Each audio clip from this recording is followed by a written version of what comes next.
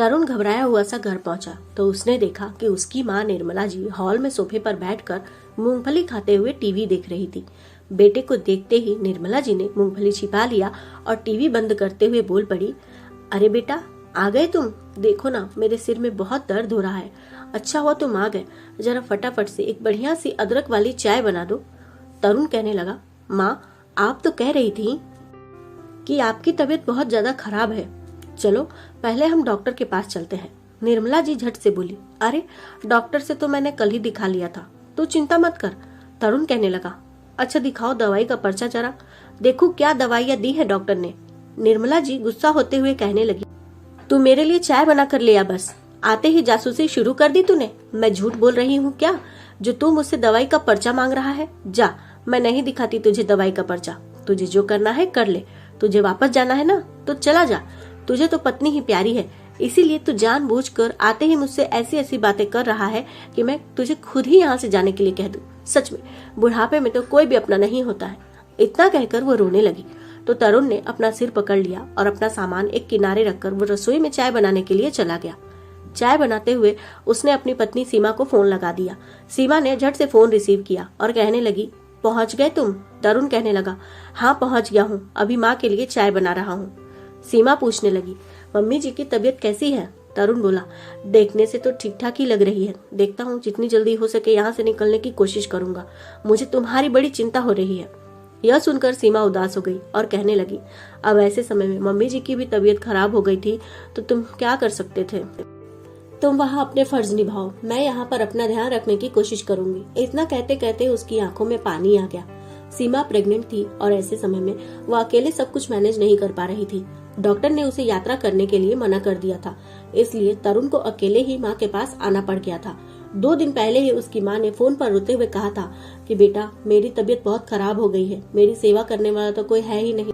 अब तरुण अपनी माँ को बीमारी में कैसे छोड़ सकता था, इसलिए वह पत्नी को समझा बुझाकर पड़ोसियों के भरोसे छोड़कर आ गया था। सीमा का 8वां महीना चल रहा था और उसकी मदद करने के लिए भी कोई नहीं आया था, तो वह खुद ही खुद को संभाल रही थी।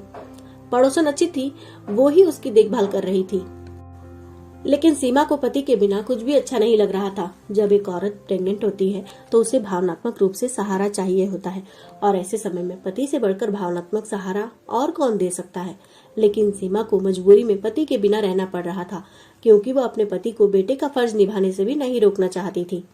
तरुण अपनी माँ के लिए चाय बनाकर ले आया। निर्मला जी ने चाय पिया और थोड़ी औपचारिक बातों की बात कहने लगी, मुझे तो नींद आ रही है, मैं सोने जा रही हूँ, तुम दोपहर का खाना देख लेना कि क्या बनाना है।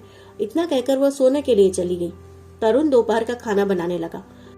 अब निर्मला जी अपने कमरे में बिस्तर पर ही पड़ी हुई रहती थी। मन बहलाने के लिए वह टीवी देख लेती थी, मोबाइल चला लेती थी और तरुण उनकी देखभाल में लगा हुआ था। लेकिन तरुण को यह समझ में नहीं आ रहा था कि उसकी माँ को बीमारी क्या है। उसकी माँ देखने में भी स्वस्थ लग रही थी और बात भी ठीक ठाक ही कर रही थी। ऊपर से जब उनकी सहेली या रिश्तेदारों के फोन आते थे तो वह खूब खुश होकर बात करती थी, जैसे उन्हें कुछ हुआ ही न हो। अब इसी पर यदि तरुण वापस जाने की बात कहने लगता तो माँ उसे 1000 बातें सुनाने लगती कि तुझे तो बस अपनी पत्नी की ही पड़ी हुई है, तू क्या चाहता है कि मैं बिस्तर पकड़ लूं तभी तू मेरी सेवा करेगा? क्योंकि ऐसा एक बार पहले भी हो चुका था। उसकी माँ की तबीयत खराब नहीं थी और दोनों पति पत्नी मिलकर माँ की देखभाल करने के लिए आए थे, लेकिन यहाँ आने के बाद उन्होंने देखा कि माँ की तबीयत खराब नहीं थी। फिर भी उन्होंने कुछ नहीं कहा और वो दोनों 20 दिनों के बाद वापस चले गए थे। लेकिन इस बार तरुण को यहाँ एक एक दिन काटना मुश्किल होता जा रहा था, क्योंकि यहाँ पर माँ स्वस्थ भी दिखाई दे रही थी और वहाँ पर उसकी पत्नी को उसकी बहुत जरूरत थी। एक दिन वो अपनी माँ के लिए खाना बनाकर उनके कमरे में ले आया। तभी उसने सुना माँ किसी से फोन पर बातें करते हुए कह रही थी, अरे दीदी तरुण आ गया है तो क्या हुआ, बच्चे मुझसे प्यार थोड़ी ना करते हैं, वह तो मेरा मकान मेरी सेवा करवा रहा है। अगर मेरे पास मकान ना होता तो बच्चे बुढ़ापे में पूछते भी नहीं। तरुण को यह बात बहुत बुरी लगी, लेकिन उसने माँ को कुछ नहीं कहा और चुपचाप खाना देकर कमरे से वापस चला आया। निर्मला जी ने भी बेटे को देखकर बात बदल दी थी। उन्हें नहीं पता था कि तरुण ने सब सुन लिया था, लेकिन फिर भी वह लिहाज के मारे कुछ बोल नहीं पाया। वैसे भी उसने एक बार पहले भी यह बात माँ के मुंह से सुनी थी कि बेटा बहू उनकी परवाह नहीं करते, वो तो मकान ही उनकी सेवा करवा रहा है। लेकिन तरुण ने माँ को कोई जवाब नहीं दिया था। वैसे भी उसे मकान वगैरह का लालच नहीं था, वह दिल से माँ को प्यार करता था और हर बार माँ की देखभाल करने के लिए चला आता था। लेकिन निर्मला जी ऐसा नहीं सोचती थी। उनका मानना था कि अगर उनके पास मकान नहीं रहता तो बेटे बहू कभी उनके बुलाने पर पास नहीं आते। इसलिए वह बार बार झूठ बोलकर बेटे बहू को अपने पास बुला लेती थी ताकि वह मकान के दम पर बेटे बहू को यह दिखा पाए कि वो उनके गुलाम है। तरुण सोच रहा था कि माँ की तबीयत ठीक है तो वह वापस जाने की बात करता है। एक दिन उसने अपनी माँ से कहा, माँ अब तो तुम्हारी तबीयत ठीक हो गई है तो मैं वापस जाऊँ क्या? उसी वक्त निर्मला जी कहने लगी, बेटा मुझे बहुत चक्कर आ रहे हैं, मुझे मेरे कमरे में लेकर चलो। तरुण घबरा गया और अपनी माँ को कमरे में लेकर आया। वह बिस्तर पर लेट गई तो तरुण बोला, माँ मैं तुम्हारे लिए नमक चीनी पानी का घोल बनाकर ले आता हूँ। वो रसोई में चला गया। तब तक निर्मला जी की किसी रिश्तेदार का फोन आ गया और वह उनसे बातें करने लगी।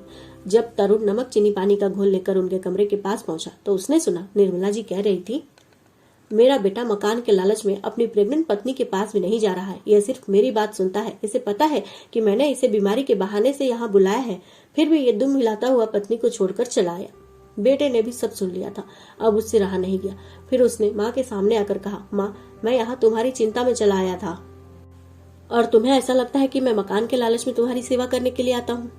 मैंने तो तुमसे कितनी बार कहा है कि तुम ही मेरे साथ शहर चलो, लेकिन तुम ही मेरे साथ आना पसंद नहीं करती हो क्योंकि यहाँ तुम अपनी सहेलियों का साथ नहीं छोड़ना चाहती हो। इस मकान से भी तुम्हें प्यार है, मकान तो तुम्हें प्यारा है और तुम मकान का लालची मुझे बता रही हो।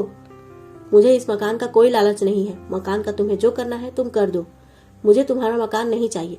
तुमने और पापा ने मेरी परवरिश करके मुझे इस लायक बनाया है कि मैं खुद कमाकर अपना एक अलग मकान खरीद सकता हूँ। इसके लिए तुम्हें पूरी रिश्तेदारी में मुझे लालची साबित करने की जरूरत नहीं है। और इस बार भी मैं तुम्हारे लिए घर आया था, इस मकान के लिए नहीं। तुम्हारे स्वास्थ्य की चिंता में तो मैं अपनी पत्नी को भी नजरअंदाज करके चला आया। उसे इस वक्त मेरी कितनी जरूरत थी, फिर भी उससे बढ़कर मैंने तुम्हारे स्वास्थ्य को महत्व दिया। यहाँ आने के बाद मुझे तुम कुछ खास बीमार नहीं लगी, फिर भी मैंने सोचा कि माँ की सेवा करूंगा तो पुण्य ही मिलेगा, इसीलिए मैं यहाँ रुक गया था। वहाँ मेरी पत्नी इतनी तकलीफ में है, ऐसे समय में उसे मेरी ज्यादा जरूरत है और तुम हो कि हमें परेशान करने के लिए तुमने झूठ बोलकर मुझे यहाँ बुलाया और ऊपर से अब रिश्तेदारों के सामने मुझे मकान का लालची भी बता रही हो। तुम रहो अपने इसी मकान के साथ। मेरी पत्नी को वहाँ मेरी जरूरत है और मैं जा रहा हूँ। और अब अपनी सेवा करवाने का शौक जगे तो मेरे पास तुम खुद आना।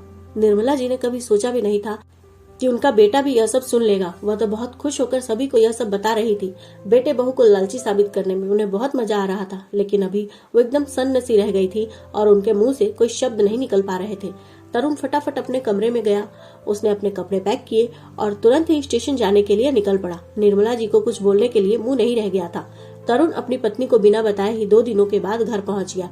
तरुण को सामने देखकर सीमा ने आगे बढ़कर उसे गले से लगा लिया। उसकी आंखों से झरझर आंसू बह रहे थे।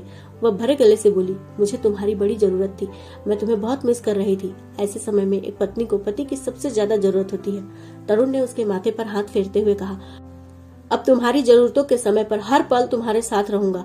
उसने मन ही मन तय कर लिया था कि अब वह भावुक होकर फैसले नहीं लेगा, क्योंकि भावुक होने के बावजूद उसकी माँ उसे लालची ही समझती थी। देर से ही सही, लेकिन उसकी आंखें खुल चुकी थी और वह समझ चुका था कि आजकल के जमाने में केवल बच्चे ही बुरे नहीं होते, बल्कि कुछ माता पिता भी बुरी सोच वाले हो सकते हैं। तो दोस्तों, आपको क्या लगता है, तरुण ने अपनी पत्नी के पास जाने का फैसला करके सही किया या नहीं?